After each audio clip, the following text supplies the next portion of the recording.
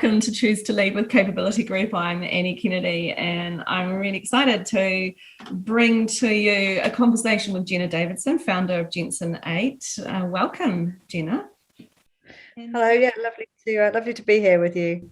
We were just having a conversation at sort of late in the evening over in Brighton in the UK, where you're based, and I'm sitting in Roxburgh in Central Otago in New Zealand. So it's early in the morning here. So the joys of connecting across geographies.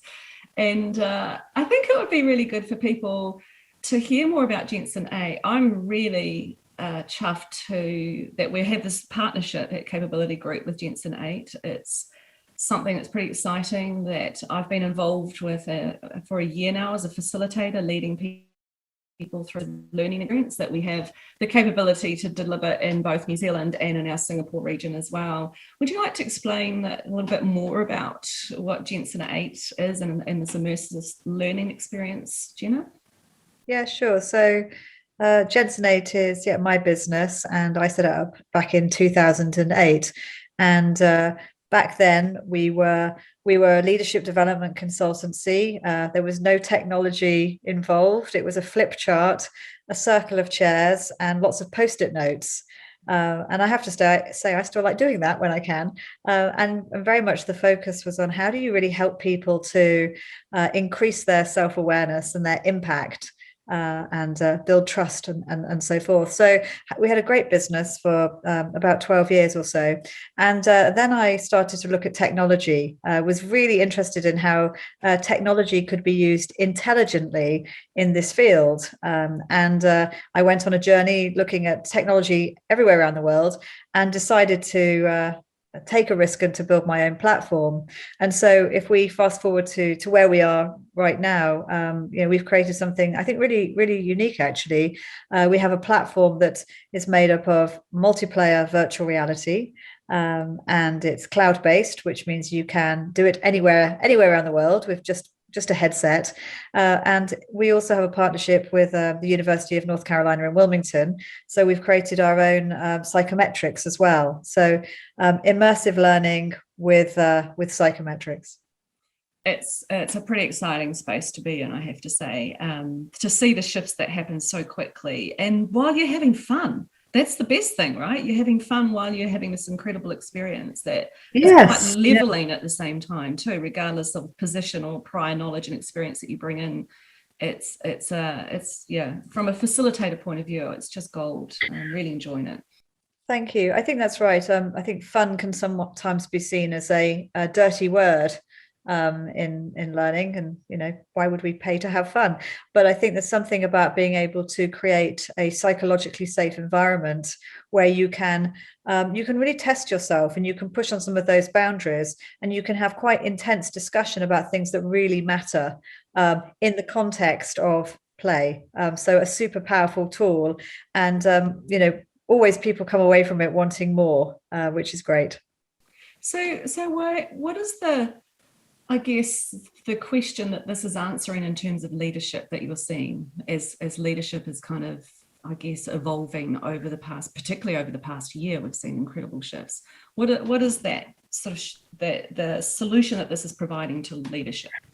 Yeah, I think leadership is one of those words that can mean everything and nothing. And so, if I think about what does leadership mean to me or to, Jenson8, and particularly in the context of our platform, I think it's the fact that we can all be leaders. There isn't a set criteria that you have to have so much experience, a certain background and certain expertise, or be from a certain somewhere, but actually there's an opportunity for everybody to step forward and to lead. And what does that take? Well, I think sometimes a bit of courage, a bit of risk. It's not easy, is it, to kind of come forward and be accountable, to be accountable for something. So what I think our platform really helps people to do is to think about how you can bring yourself into a situation where you can practice to be courageous, take risk, influence. You can be more than your job title, more than those kind of, I think more than some of those behaviors and mindsets that can almost hold us back. So an opportunity to make yourself a little bit uncomfortable, but to practice, leadership. And yeah, that's something that, as you say, can easily hold us back, and such an amazing opportunity, like you say, in a psychologically safe environment where you're also having fun and connecting deeper if you're going through as a team experience at the same time. But where else do you get the opportunity to really test those things that you just described? And going into an unknown context, and how do I respond in that context? It's, yeah, I'm still just finding it amazing. And I think when you talk about courage and taking risks, I think about that with you just in creating this product, right? How do you get to the point? I mean, you're a really busy woman. And you've got a family, quite a youngish family, I think, that you're also that you've got that happening as well. How do you back yourself to take this massive punt on? Because this is kind of leading edge stuff, right? I'm just curious. Yeah. How do you do that? I just about by hanging in sometimes, but yeah, I've got 3 young children and I'm a single parent, so it's not easy. But I think there's something about knowing that nothing is ever perfect. So this is kind of a thing. There has to be that allowing myself personally to I don't always have to get it right. And therefore it's managing your own expectations. So I think if I can get 75% of the way there on a mother, on running my business, on everything, then that's good going. But there's also something about sometimes just not getting it right completely. And I think, again, that plays back into the platform that we've created, which is it's okay to mess up, isn't it? And then it's okay to say, I've got it wrong. And then I guess you have to be able to hopefully be around people that go, and that's okay too. We still love you. We still want to work with you. And we still believe in you. And it's very easy, I think, to talk about trust. But actually, being able to create an environment where it's okay to say, I haven't got it right, or it's not easy. So for me, I think I really believe in being able to own up when perhaps I haven't got it right.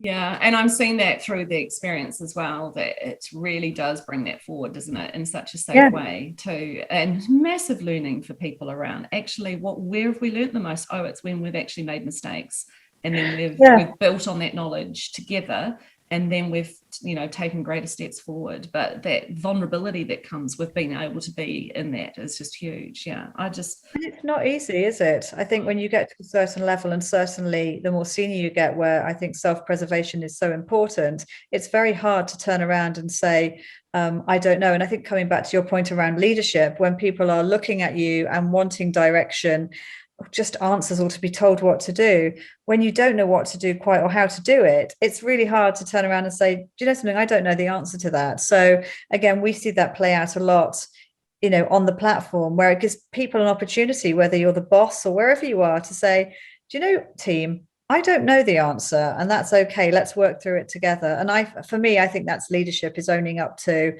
not knowing everything and it being okay to do so. And I think the last year has really shown just how important that is, hasn't it? Where so many have been in that position, and we still don't know what the years ahead of us will bring. Is that what you see the future of immersive leading in terms of the leadership development? What are you seeing in the next few years? Yeah, I think so. I think the great thing about experiential learning or immersive learning, and particularly using virtual reality in the way that we do, is allowing ourselves to play with situations, and that perhaps don't exist, but we can kind of play out those scenarios in a way where we're not role modeling, or again having to role playing. We're not having to role play them out. We're just being them. They are real. And I think this unknown, being able to deal with not knowing what's coming, not having seen it before, so perhaps there isn't a process that we can follow, but being able to perhaps sometimes have to just go with your instinct, and how that feels sometimes too, trusting those basic instincts. So, I think that's where I see is the ability to be able to go with instinct more, and speak out. And again, back to, if it works, great, and if it doesn't, then own it. So accountability. And we have one of our products is called ChooseToLead, and it really looks at accountability. And I think that's a piece that's going to play a big part in the next kind of 12 months or so. And I think hearing you talking about, what it feels like to be responding, just using your instinct, It's the feeling side of things. It's really easy to intellectualize emotional intelligence, isn't it? Say, I've got that. But when you're in those moments of the unexpected, how do I actually respond in that moment is really hard to be able to be present enough to recognize this is one of those moments. I just need to do whatever I need to do to respond rather than react. And I think that's one of the things that I'm seeing with this VR immersive learning is it's such a whole body mind, emotion, physical experience that it sticks, right? That people almost recall that at a greater ease in those moments when they might encounter something in the future. It's very easy to recall that rather than I've sat there and been in almost a textbook kind of, absorbed something mentally. Does that make sense? Yeah, totally. I think so. Again, I think feelings like the word fun is something that perhaps isn't always welcome. And, how often do we really have an opportunity to ask how we feel about something and then actually take the time to properly listen?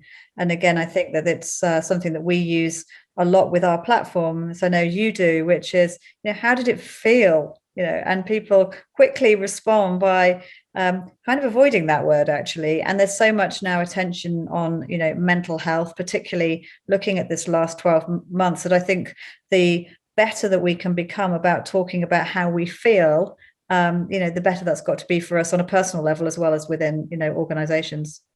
Yeah, and I see that a lot. There's so much discomfort about going to that feeling, but there's so much information being given to us in that moment that we just miss, right?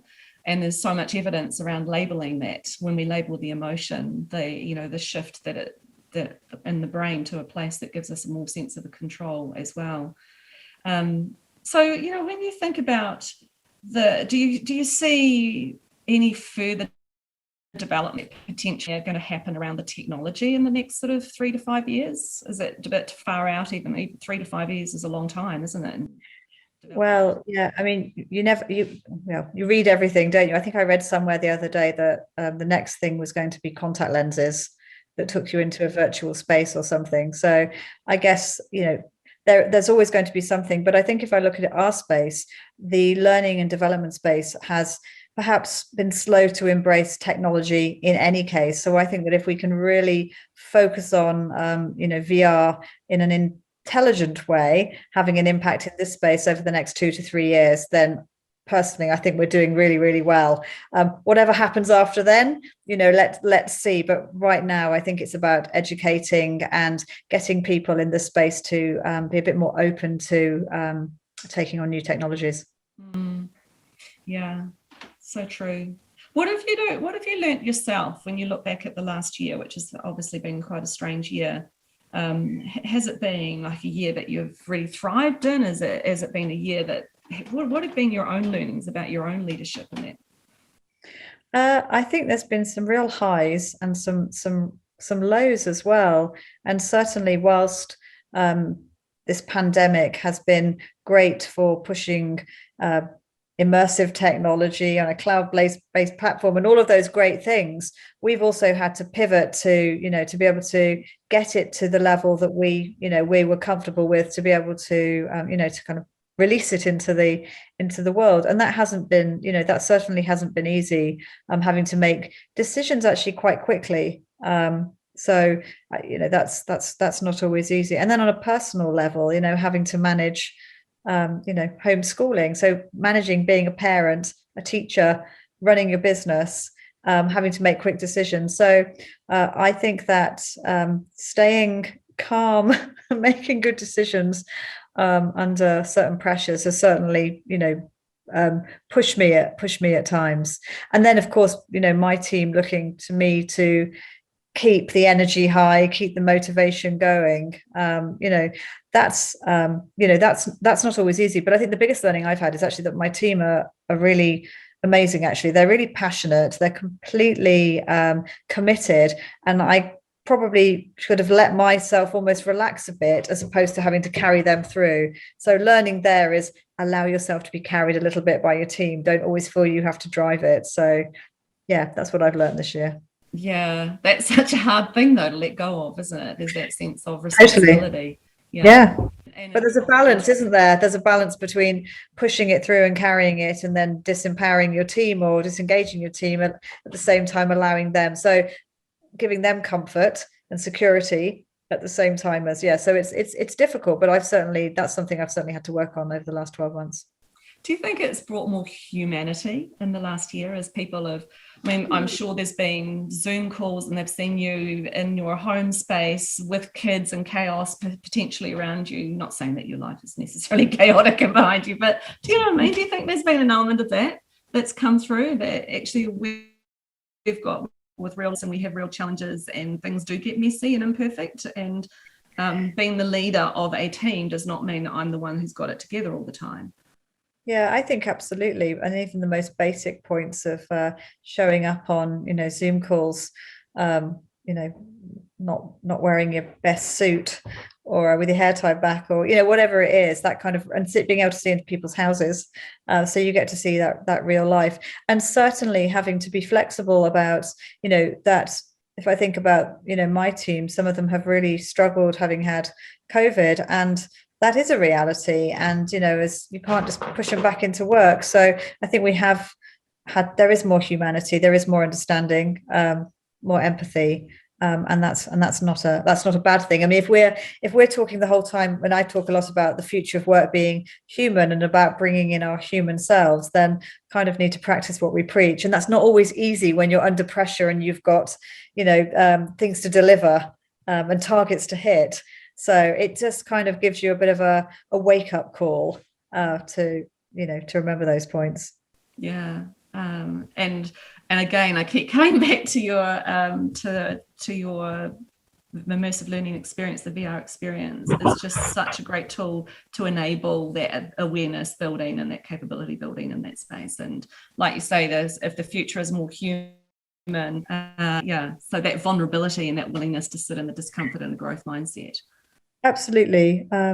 Absolutely. And I think that for being able to show that vulnerability, talking again back into our platform, showing vulnerability, enabling us to build trust, remove some of those assumptions that we can make about people that can break that trust, all the things that we know, as professionals are so important to building effective teams.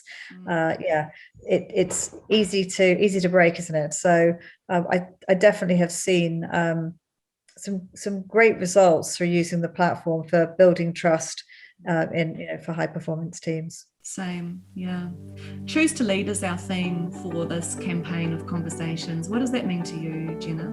I think choose to lead is about as we said earlier, whether you are the most senior person or most junior person, everybody has an opportunity to take responsibility, take risk, take accountability, whatever it is, and do something. And there's no, I think sometimes it's our own selves that stop us from doing that. So for me, what it means is around empowerment. It's the empowerment to be able to get out there and do it. It's our choice, we own it, and we can do it, and that's exceptionally freeing. So agree with that. Thank you so much for making time on your evening all the way over in Brighton in England. My pleasure. It's been really lovely having a conversation, and as you can probably tell, I'm a massive fan of your platform and thank you. The incredible experiences and shifts that it can create.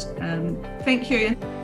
Thanks everyone in Choose to Lead with Capability Group. I'm Annie Kennedy, and really enjoyed the conversation with Jena Davidson, founder of Jenson8. Mā te wā. Thank you so much, Jenna. Thank you so much. Have a lovely day.